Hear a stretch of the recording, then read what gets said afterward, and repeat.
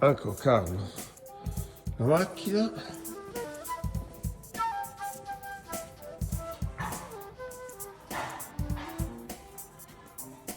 Questo movimento con l'utensile per questa è la parte posteriore dove c'è l'avanzamento dell'utensile.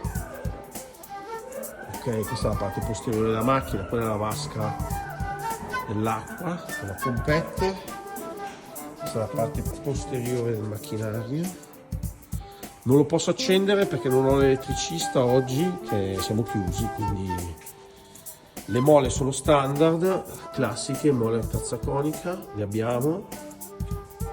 E qua ci sono le viti per il bloccaggio e il cono per il bloccaggio. Bisogna mettere il diamante con il diamantatore. Macchinario funzionante.